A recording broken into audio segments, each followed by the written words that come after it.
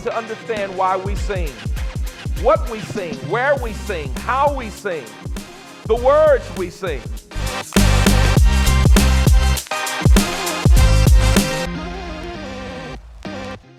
So I am Candace Dixon, the director of Why We Sing at United Christian Faith Ministries, and I am excited today to have with me poet, teaching artist, essayist, and community activist from Baton Rouge, but currently living in Washington, D.C., the incredibly talented Donney Rose. Welcome, Donney.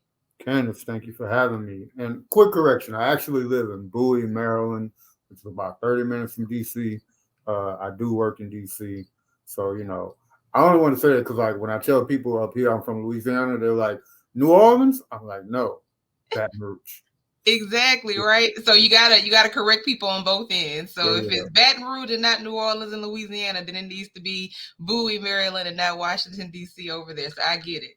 All good. I understand. But I want to just say a little bit about you. So Donney has worked extensively in the realm of creative arts. In 2019, he produced the American Audit, a multimedia spoken word poetry production chronicling 400 years of Black American life. He's hosted many conferences and events, one of them being Black Out Loud conference that was centered around Black visibility in the arts, media, and activism. And he has many honors and awards. My own Leaks chapter honored you in 2019 as a Louisiana role model. And in 2019, you were honored as a Kennedy Center Citizen Artist Fellow, recognized as someone who uses his art for positive impact in his community and lives up to the ideals of service, justice, freedom, courage, and gratitude that are inspired by President John Kennedy's legacy. Mm-hmm. There's so much I could say about you, and there's so much I could say about the legacy I feel like that you have and the impact you've had on the Baton Rouge community when it comes to the arts. Mm-hmm. But what I really want to get into is the series of articles that you wrote for Black Music Month entitled We Told the Mountain. Can you tell us a little bit about that? Yeah, so for the past couple of years, I've been looking to, first let me back up and say, for those who don't know, June is officially recognized as Black Music Month or African American Music Month. That designation came from President Jimmy Carter back in 1979.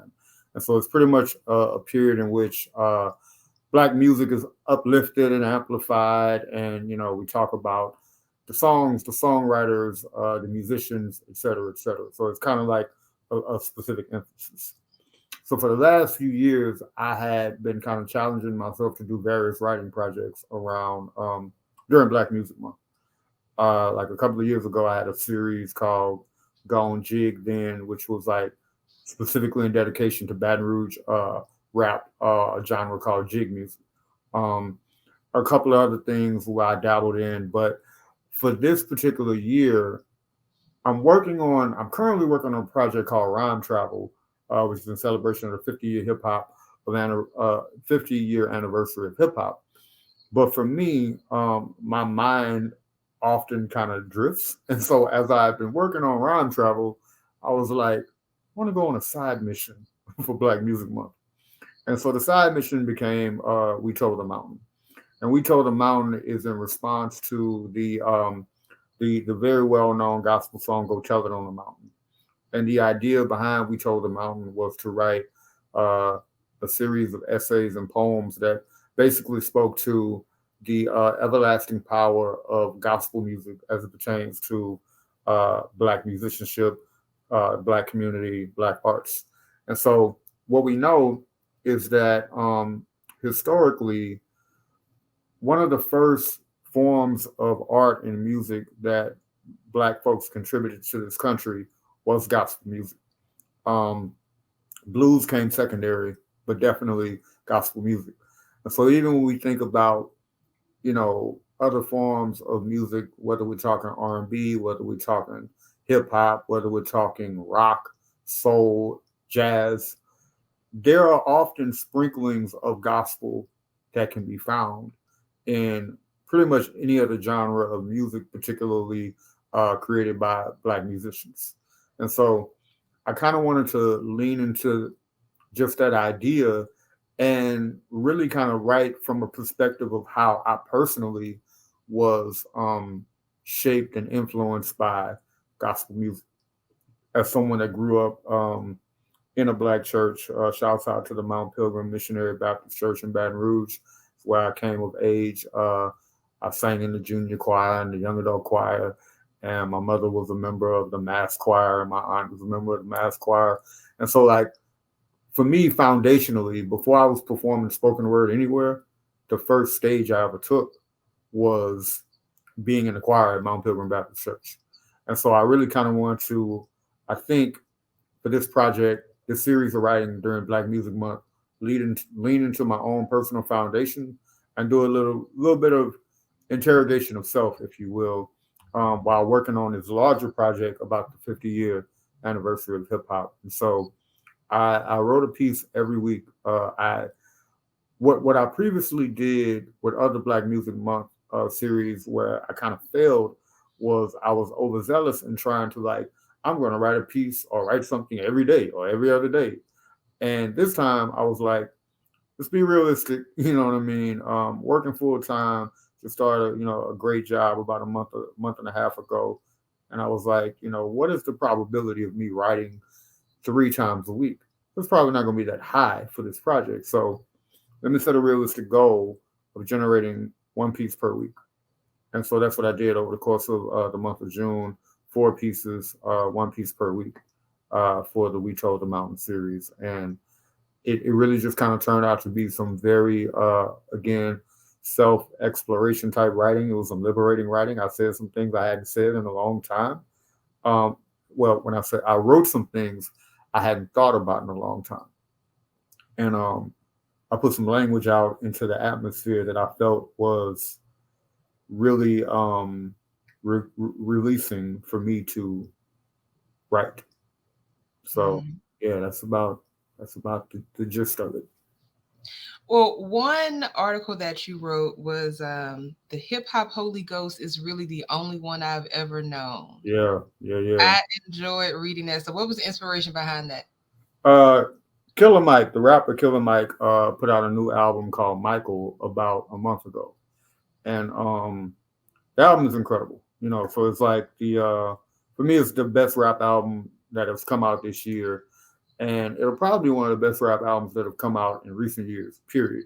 And so there's a song, like the whole album, is really, there's a lot of heavy spiritual undertone in the midst of what may be considered like, secular messaging, right? But probably the song on the album that really, I think, was an inspiration to that particular piece is the second song. It's called Shed Tears. And so on Shed Tears, Killer Mike is basically talking about wrestling with pretty much the crossroads of like his secular self and his saint self, right? His self that was brought up in the church and reared by his grandmother and reared, by, elders that were like giving him this kind of religious foundation, and the dope boy that he would ultimately become, and the trapper he would ultimately become, and also being someone that was educated at Morehouse College. So there's a lot of nuances to his personhood. And on Shed Tears, he's really talking about getting up in the morning and essentially not necessarily having a daily breakdown, but like having a daily cleansing, when even thinking about this is who I am and all of the multitudes of my personhood. And whenever I'm trying to, I guess, find my way back to myself, there's a point where the tears get to flowing, right? So the thing about that particular record is on the song, on the chorus, the vocalist, I can't remember her name. Lena Bird. Lena Bird, yeah. Mm-hmm. So Lena Bird is singing like rest for your soul. I'm here to give you rest. She's singing in the voice of God, right? Granting rest for your soul.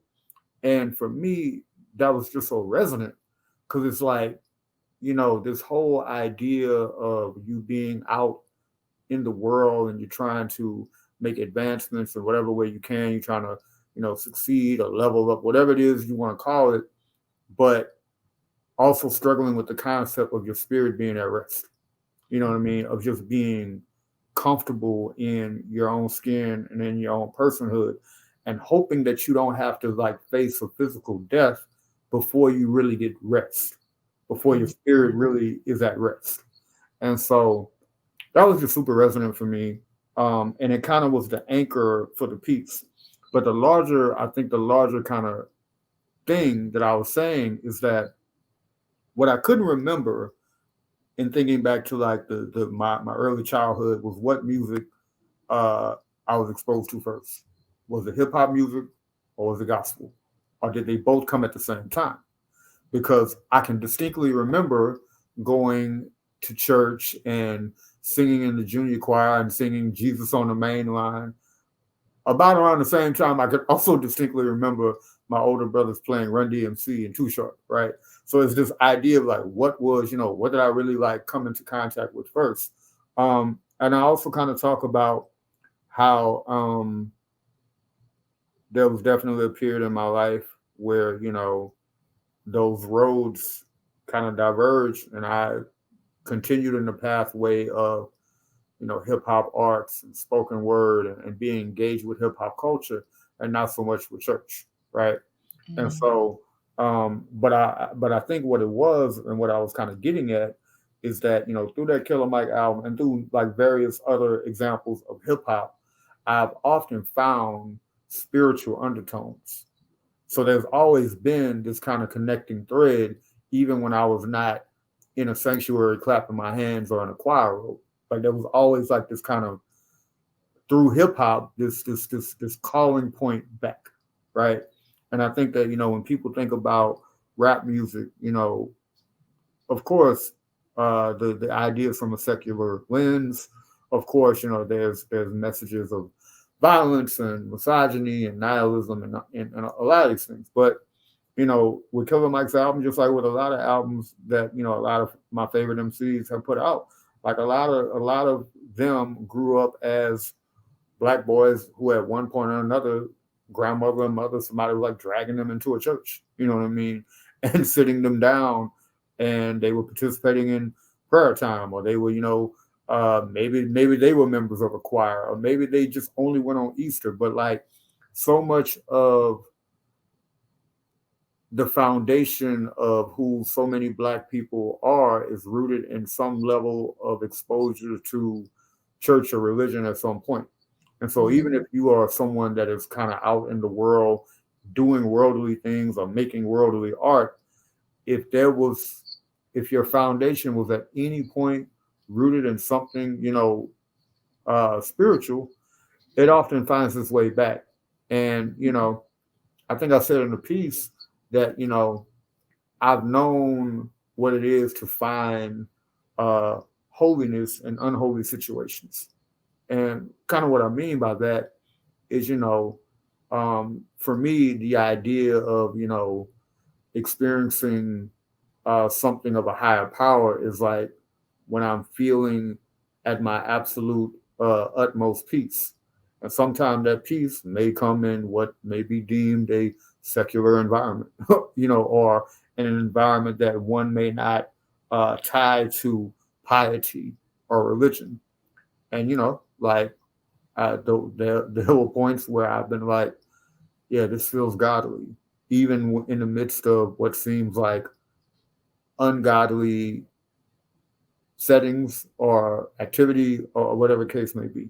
And so it's kind of complicated to explain, but yeah, I think kind of the core when I'm talking about the title about always known in hip hop, Holy Ghost, is this idea of having an energy hit when I'm experiencing this moment of joy or peace, or when I'm experiencing moments of having to wrestle with whatever is going on in my life that feels all too consuming. And so when I was listening to the Killer Mike record, particularly the song Shed Tears, like I felt myself buckling based on some things that he was saying on the song, right? And so for me, that was like also a spiritual voice speaking to me, like through that record, like, hey, um, you got some things that you need to possibly do an about face for yourself and to reconcile with. So that's kind of where all that came from. Yeah, so one thing I love about Shed Tears is that kind of merging of hip hop and gospel. And you definitely hear it. Sometimes it's harder to pick up on in some things than others, but in that song, you definitely pick up on the gospel. Yeah. Lena Bird, singing is absolutely gospel, right? Yeah, yeah. And then the hip hop and him, rapping those lyrics is just, it's an amazing merger of the two. It definitely is. I enjoyed, thoroughly enjoyed listening to it. And it's just what's the word? It's the there's an excitement about it. Yeah. Well, yeah, Even it's like you are, for me, it took me back to being in moments of church where somebody's doing a dynamic solo and then people are up and they're screaming, right? And like this Holy Ghost or this Holy Spirit, whatever you want to call it, like this spiritual awakening is happening in real time. And so like a lot of that is based around how that song is sonically arranged, right? So you have, when you get to the chorus and Lena Bird is like, rest for you, and like the choir is like amplified, it feels like it's shaking through your device, your car, whatever it is that you're listening, it feels like it's grabbing a hold of you, right? And then as Mike, Killer Mike is rapping, and also got Mozzie on there, but particularly as Killer Mike is rapping, when he gets to the second part, he's like, I shed tears every morning in the bathroom mirror, face to face. It was me. That's the reason that I feel like you literally hear the tension in his voice, right? As if you are in church and there's an altar call and someone is called up to the altar to essentially give a testimony, right? There's a vulnerability about it. Yeah. Exactly. So that's, at least that's what I felt like I was experiencing from listening to it. And I think that's where that kind of merger that you talk about really like takes place. Yeah, definitely. Now there's a lot of conversation just about kind of the church kind of getting back to, or maybe I should say, there's a lot of conversation about the church kind of stepping away more from tradition, right? And I felt like in some of your, what I was reading, I could pull out little pieces of the traditional part of church and you not necessarily resonating with that, but the hip hop and you resonated with. And so what I want to kind of ask you about is, so D1 recently did a interview and he was talking about the difference between these artists glorifying a lifestyle versus just kind of testifying or talking about them in their work, right? And I just thought that was so profound how he really got into the difference and what it really means to glorify this past lifestyle that you lived versus just rapping about it and telling a story about it in your music. What did you think about that? So I didn't really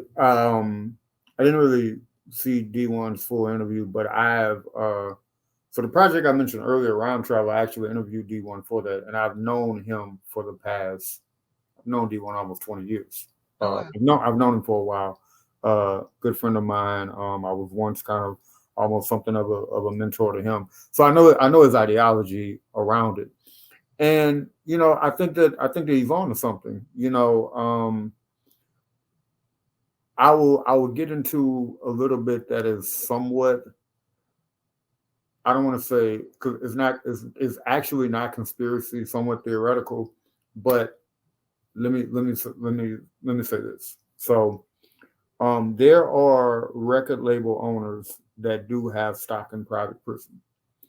And the reason why it is of note to mention that is because it has been suggested for the last 25 to 30 years, particularly with hip hop music, that some of the messaging that is promoted that is really like amplified. The intent is to kind of serve as almost some level of subliminal messaging, right? So whether you're talking about criminality, whether you're talking about violence, whether you're talking about just being uh, socially or morally negligent, the idea is like, if I own stock in private prison, and if I'm also promoting music as a record exec that may influence some level of criminality, there's a win-win, right? Because if people are feeling like the music is creating a level of influence for them to do crime, and then they go to prison, well, then I'm also profiting in that way, right? So again, that is that is theory mixed with like some actual like real stuff. Like it really is a thing that there are record execs that have stock in private prison, and so the connection may feel like a reach, but there is there's also kind of proof of that manifesting that way. Um, and so the point of me even bringing that up is that there are some folks who are paid and paid well, as far as artists and entertainers to really glorify um, a particular, way of a particular lifestyle of, either criminality or, abject immorality, et cetera, et cetera. And, they, are pushed to the top of the charts. They are, their music is fed to radio programmers. They really have an elevated platform. And so we don't know if that is also in tandem with the fact that the people who behind them have investment in, private prisons, right? Um, but the other side of the coin is that yes, you do. Hip hop has always had a narrative to it where folks were like, "Let me tell you what I went through, so that you can avoid, these particular mistakes or these pathways." And so, yes, there absolutely is a distinction between folks just saying, I'm gonna tell you how many people I shot or how much dope I sold, even if it's fictional, because the other thing is like 99% of these things that we hear in rap music are they're second or third person accounts. Like they're not first person account, right? It is like my homeboy did this or my cousin did this. I may have been out there with them, but I really didn't do any of that, right? So we got to put that in its proper context.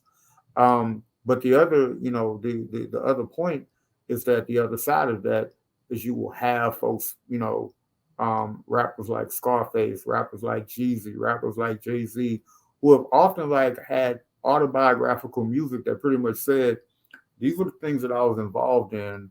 These are the perils that I narrowly escaped.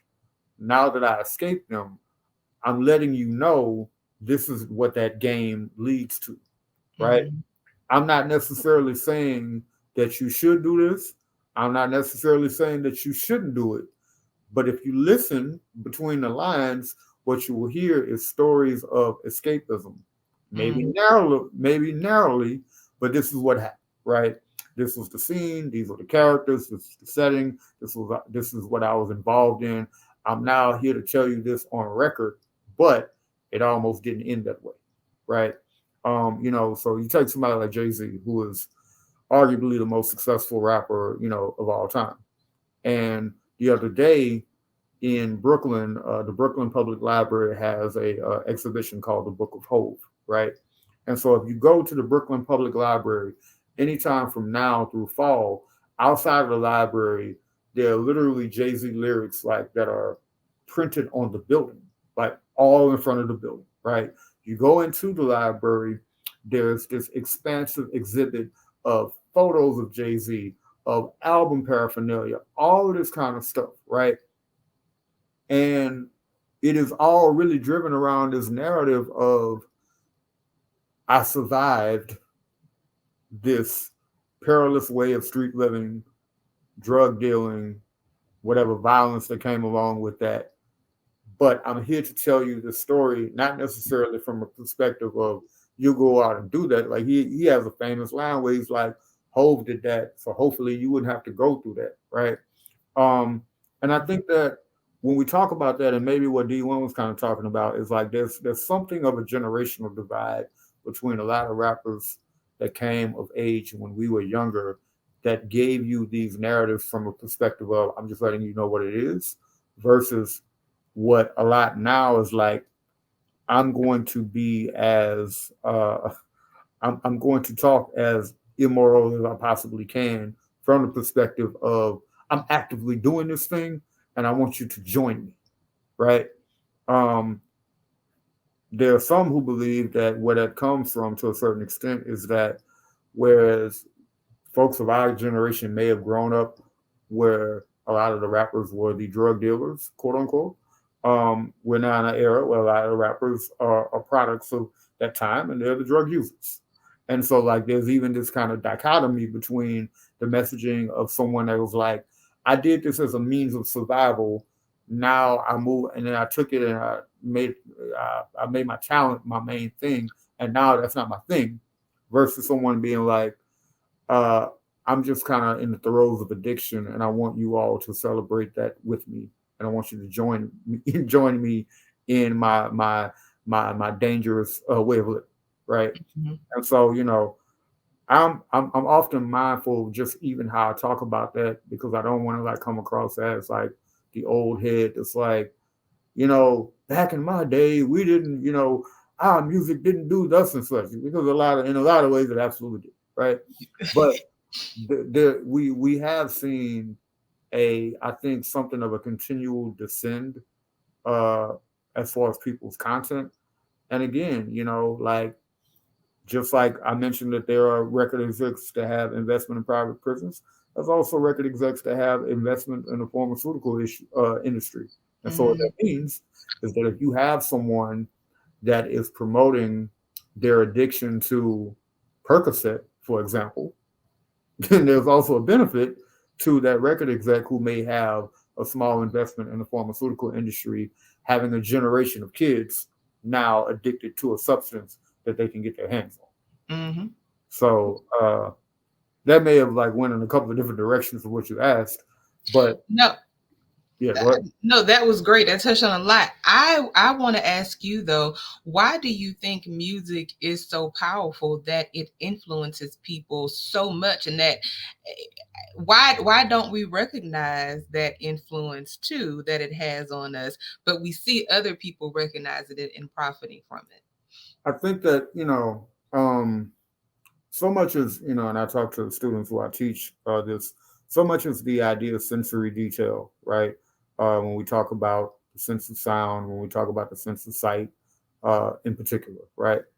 And so what generally happens is that the first thing that we really listen to is the production or the musicality behind any song, right? We are entranced by the beat. We're entranced by the rhythm, where, and particularly as Black folks or whatever, like, the drum is at the origin of who we are as people, right? It does something to our spirit. We are just drawn into like rhythm, right? And so initially, when we hear a song, we're like, oh, I really like how those hi-hats are hitting, or I really like how that bass line is hitting, or I really like how this is being synthesized. And before you know it, the next thing that comes in, the lyrics, the content, the messaging, we may have already been so enthralled by the music that by the time the lyrics come around, it's just kind of like repetitive, right? So we're just saying things like over and over and over and over, and we're marrying it with this production, with this musicality, and before you know it, it has kind of seeped into our subconscious, right? Mm-hmm. So if the beat is catchy, but I keep saying, and I'm a killers, and I'm a killers, and I'm a killers, right? It is merging itself into our psyche without us even necessarily knowing that it's happening. Um, I think that for people like myself and a lot of folks that are practicing writers or poets or MCs or whatever like that, we are wired to be word people, and so we're often very cognizant of like language.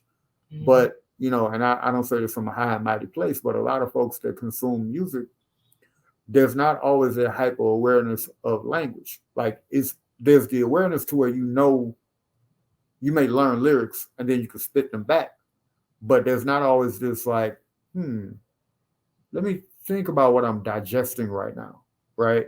Because again, if the music is slapping, if the beat is coming through right, if the production, if the keys, if the, whatever, if the 808, if the auto tune, whatever's being used, if it's marrying itself just right, I can almost say anything to that, and subconsciously, it can end up seeping into the brain of whoever is listening.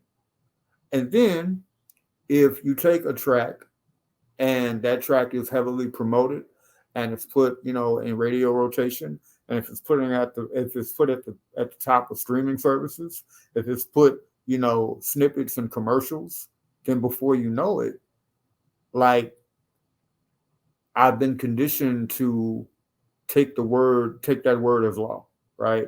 Yeah. So if I'm seeing it, if it is so ubiquitous, if it's all around me, right? And again, the music is hitting just right, and I've just kind of like almost been hypnotized to the lyrics, and I'm like, okay, this is great. And so I'm just saying it and I'm sharing it, you know what I mean? And I'm telling everybody, you should check this out. Or, I was on a field trip yesterday with some young people in a summer program that I direct. And there was a bunch of teenage girls that were singing like some very sexually explicit music, right? New music, right?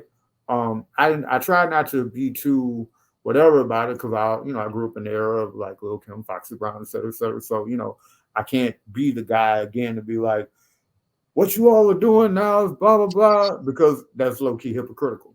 But yeah, as an adult, as a 42-year-old adult sitting on a school bus on a field trip, listening to those teenage girls rap and sing extremely explicit lyrics, I think it hit me in a different way of like, I know that they know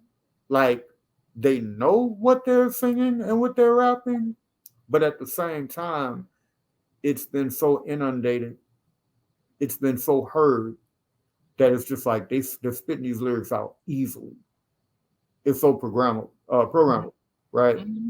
And so, I think that what often happens is that we just as in people, human beings, we don't always recognize where any form of entertainment, whether we're talking music, television, movies, etc., where it does impact our psyche.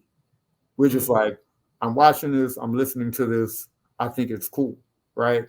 But it is said that repetition is the father of learning, which means that if I continuously listen to a thing or continuously watch a thing, then I'm also learning new behaviors, right? Mm-hmm. And if I'm continuously being fed a particular message, whether it's a message of degradation, a message of violence, a message of nihilism, a message of sexual exploitation, a message of, that promotes rape culture, whatever the case may be, I'm learning a particular ideology because I'm repetitiously listening to that over and over and over and over and over, right?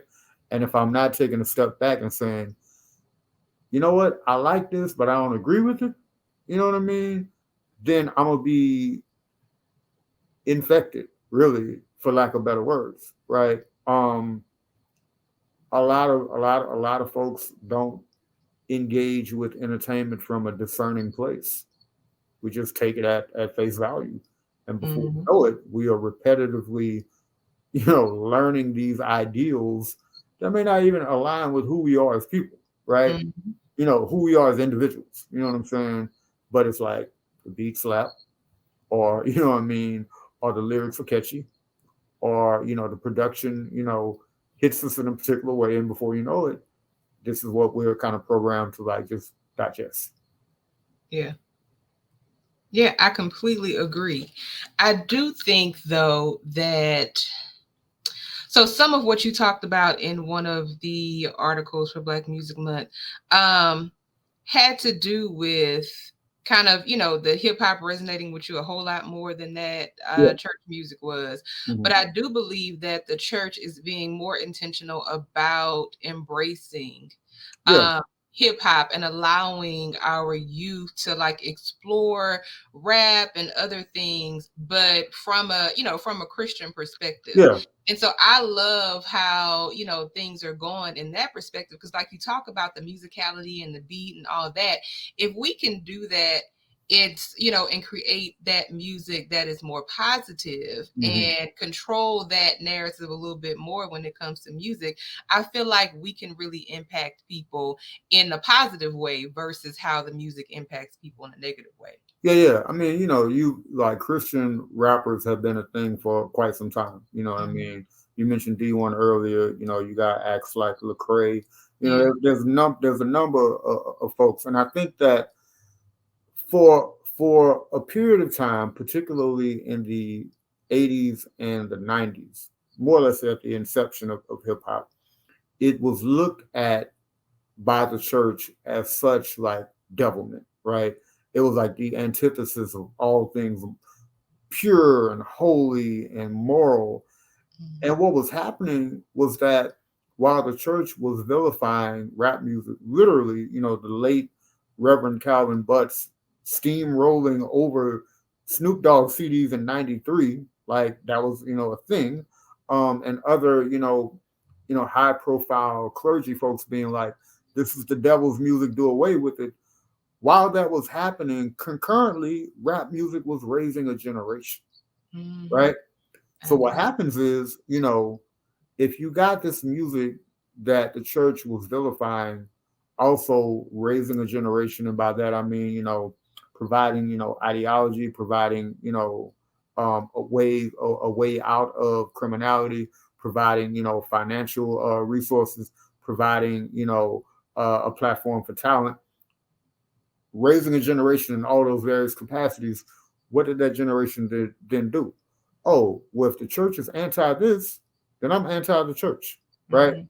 Because I may get to church once a week, but I'm engaging with this 7 days a week, right? And through this, I'm seeing people that look like me and people who look like people in my community becoming millionaires, being able to express themselves, um, having their thoughts embraced and put on national television and on radio, blah blah blah. And so I think the church, to a large extent, had to do an about face Mhm. and had to say to itself, if we don't want to lose a whole generation, we need to be a little bit more embracing of like at least the essence of what this art form is.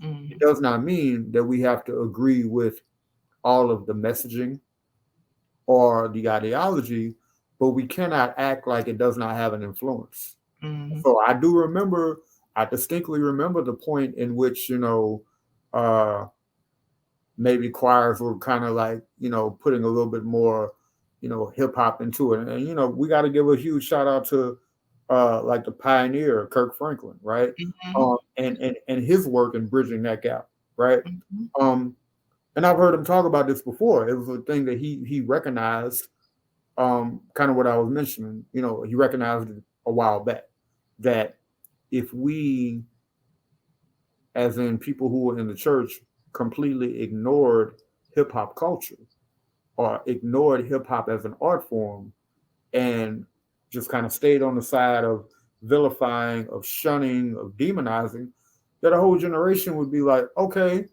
if that's how y'all feel about our culture and our art that was, derived of conditions that you all did not necessarily help us avoid, then we out. Mhm. Peace out, Rev. You know what I mean? I'm Yeah. gonna go to this concert. I'm gonna go Yeah. to this cipher. I'm gonna go get in the studio, right? Mhm. And so I think the church, had to come to terms with that and had to say we can embrace the core of this culture, but do so in a way that is magnifying righteousness. And Mhm. so, yeah, I think that if that if that course, was never reversed, it would be a hard time for a lot of folks trying to engage with, millennial folks and Gen Z folks who, studies have shown that over the past maybe half century, but definitely over the past 30 years, Black folks, particularly Black folks who categorize as millennial and Gen Z, are going to church at a much lesser rate than folks, Gen X and before. Mm-hmm. So if you are completely ignoring what is, arguably the biggest, art form and musical genre in the world, because hip hop is, if you're completely ignoring that, then you are making yourself susceptible to losing your audience. Mm-hmm. And I think again, with the vision of folks like Kirk Franklin, maybe Ty Tribbett, a bunch of people, Mm-hmm. Yeah. they saw that, right? Mm-hmm. And then that kind of trickled down to local churches, probably, across the country, local Black churches that were like, hey, we can't just stamp the devil's seal on all things hip hop and expect to keep younger generations engaged in church. Mm-hmm. Yeah. And I certainly love how you say we can embrace hip hop without embracing the lyrics that may not be, line up with what we want people to learn and know from a Christian standpoint, right? Yeah. And so I think I definitely think we're doing a better job of that. I was at a conference about a month or so ago, and I was at a workshop, and Rodney Jerkins was talking about how he first, when he was in the church, he started rapping in the church, and he would see members get up and walk out when he started rapping. And so what I'm grateful for now is I don't see a lot of that just blanket, I don't want to hear that, this isn't right anymore, right? And especially at my church, I feel like we have such a vibrant youth program that I love that if there's something that the kids are interested in, we're very open to their artistic expression, right? And I think that's something that you are just really good at as well, kind of embracing people's artistic expression and mentoring them, right, in the right direction. Yeah. But I'm sorry, did you want to say something? No, go ahead. Okay. But my last question, my pastor always talks about how, whenever there is civil unrest, whenever there is, things that are happening in our society, things happening in our community, even to the point of holidays, there should be a song. Right. And one thing that a quote that I know that you know very well by Nina Simone is that an artist's duty is to reflect the time. Right. And I think you do that very well. Whenever there's anything going on in the world, I feel like you put some kind of prose and poetry out there for people to consume. Yeah. Why is that so important to you? And does it ever get overwhelming? I'm gonna answer the second part of the question first. It definitely does get overwhelming.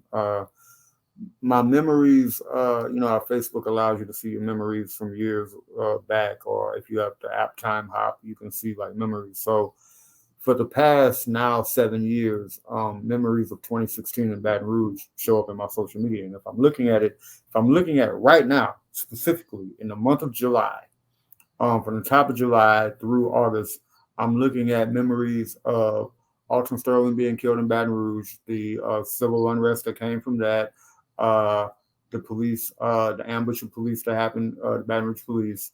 One of my mentees passed away during that time. And then like after that, the 1,000-year flood, right? So these memories show up literally every year because I was writing about all of that, right? During that time,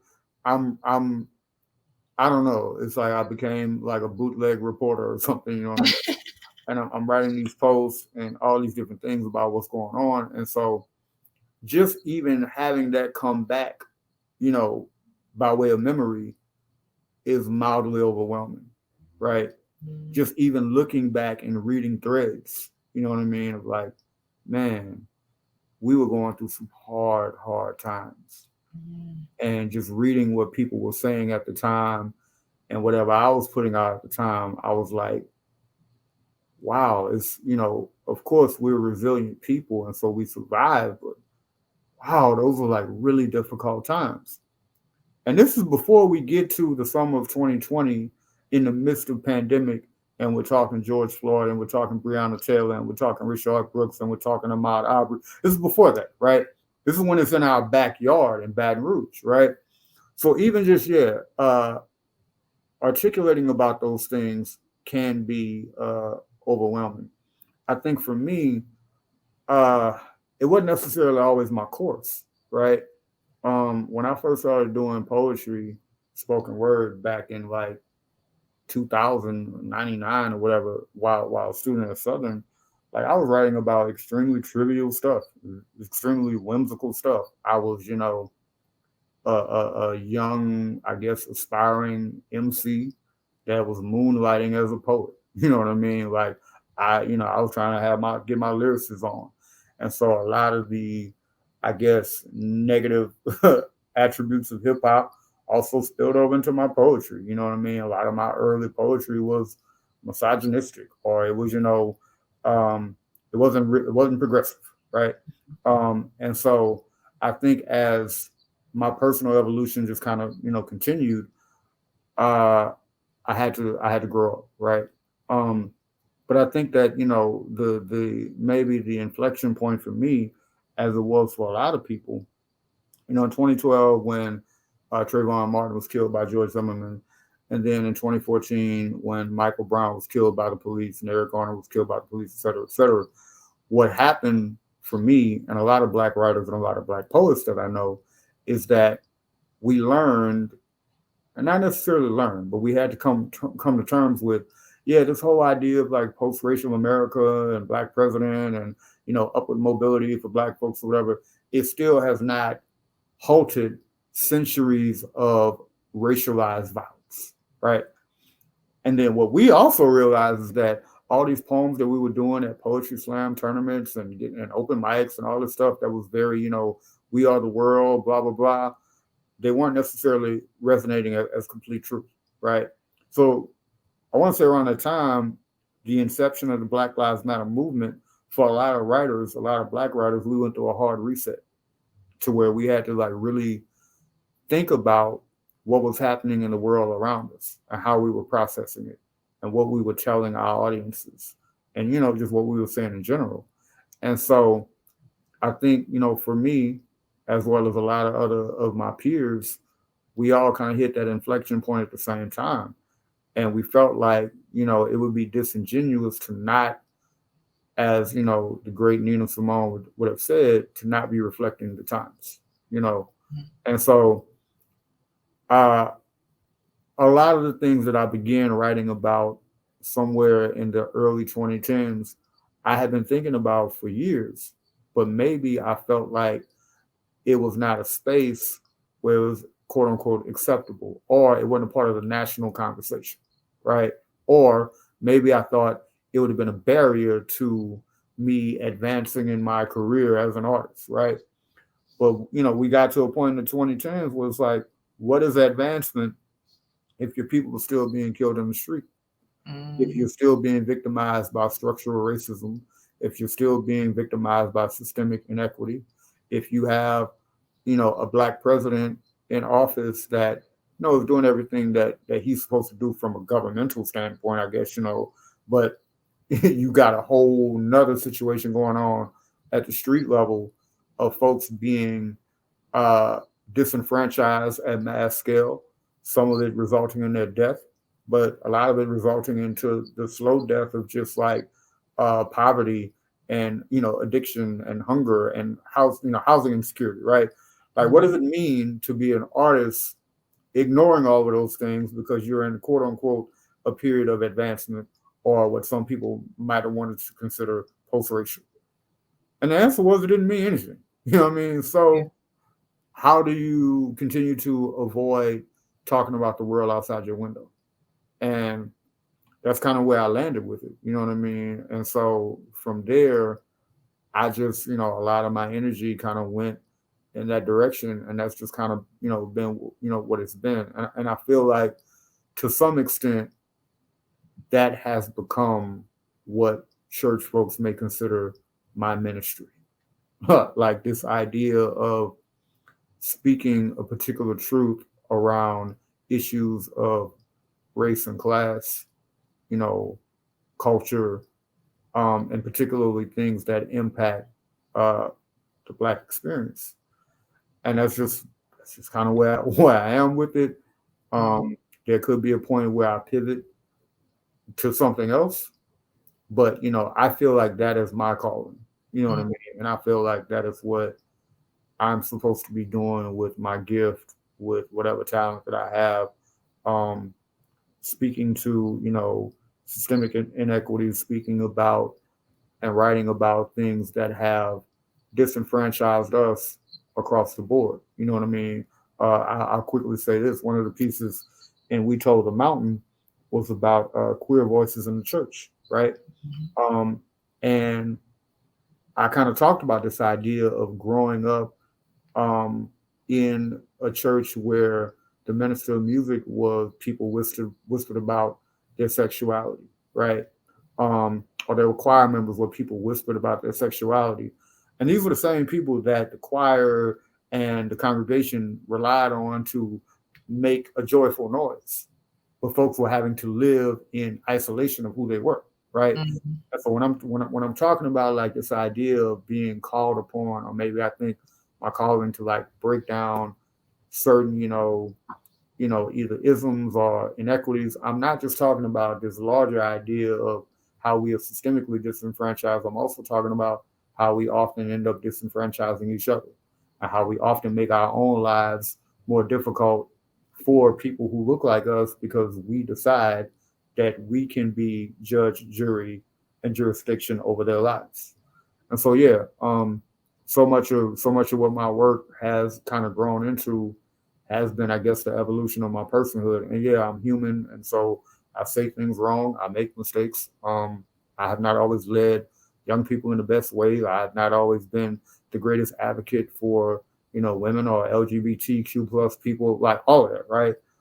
But it's an idea of continuously trying to learn, relearn, revise, and edit. And so I guess kind of my closing note is that as a writer, one of the primary things that we are that are drilled into any writer's head, any workshop that you've ever done, is the idea of revision, the idea of editing. And so for me, editing also looks like a lifestyle thing. How do I edit my and revise my personhood on a regular basis to be maybe more of an actual example of what would Jesus do, right? You know what I mean?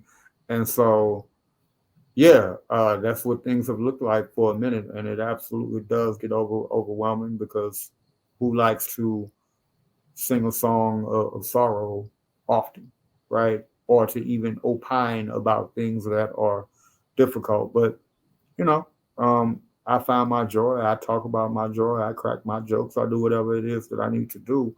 But I think that at least in this iteration of my life, a lot of what I am supposed to be doing is writing certain truths to power, speaking certain truths to power, in efforts of trying to stand for the humanity of all folks, and particularly of my people. Mhm. Well, I agree. I definitely think that is your calling. I think you do it well. We appreciate, that you do that because it's not something that everyone can do and everyone is willing to do. So that you are able and willing to do that, I think is something that we need. And I appreciate, everything that I read, that comes from you. I appreciate the events that you put on. I appreciate the mentoring, that you do to help people to not only for you to express your art, but to help other people express their art as well and make them comfortable in that. And I love the idea of editing. Yeah, 'Cause I feel like that is something we all have to do. When you become so rigid, that it is this way and no other way. Yeah. Sometimes we can get a little lost in that and not leave room for that question, what would Jesus do? Yeah. And Yeah. how would Jesus love, and what grace would he, would he give people? I'm sorry, were you about to say? No, I was just about to say, for a lot of us, the idea of even being inflexible is almost a generational thing, right? Mhm. Our parents and our grandparents and our great grandparents had to endure a lot of hardships, and so in enduring a lot of hardships, a lot of rigid structuring came from that. Like, we need to live our lives this particular way, chart these particular paths, because anything to the contrary could be dangerous, right? And so a lot of our rigidness came from a place of trying to preserve safety, right? Yeah. And so when we even think about the idea of allowing for grace, allowing for flexibility, honoring someone's humanity, that kind of takes us outside outside of some of the rigidness that may have initially been necessary for survival, right? Mhm. But now, we're in the 21st century. It is 2023. We talk about Black people in particular. We're talking about Black folks that come from the variety all across the spectrum, whether we're talking religion, whether we're talking orientation, whether we're talking gender presentation, whether we're talking class, whether we're talking education. Like, there's nothing monolithic about who we are. And because there's nothing monolithic, we do have to allow room for flex. And by that, what I'm saying is, like, we have to allow room for flexibility within ourselves to edit maybe some of our perception, or to edit some of our, ideologies. Yes, I'm not saying to abandon who you are at the core, but also understand that we all, if we are going to, walk in this kind of manifestation of, what would Jesus do? I think that Jesus, would be someone that would consistently edit himself. And by that, meaning, yes, this is the core of who I am, but also, yes, I understand that humanity evolves, right? Um, Jesus spent a lot of time, according to the Bible, with some of the most uh, ostracized people of humanity, right? Mhm. And in order for him to do that, he had to do that with a level of kind of grace and flexibility in his mind and in his personhood, right? And so, yeah, just kind of tying it up to say, I understand where a certain level of rigidness was necessary for our American survival for a long time. Mhm. Um, and I also understand where it is important for us to be who we are at the core as individuals. But I also believe that there's always room for editing our perspective, the way we move in the world, and how we treat other people. Mhm. So that's kind of, or at least that's kind of how I'm out here living. So, All right. yeah. Well, I certainly appreciate your perspective and everything that you have talked about today. I thank you so much for your time, Yeah. and we're gonna have to do this again, because I feel like we have a whole another hour we could Yeah, we could talk yeah, about no, a whole lot more. yeah, this is good. This is good. Thank you, Candace. Yeah, we can definitely cycle back on it. All right, thank you. You have a good day. All right, you too.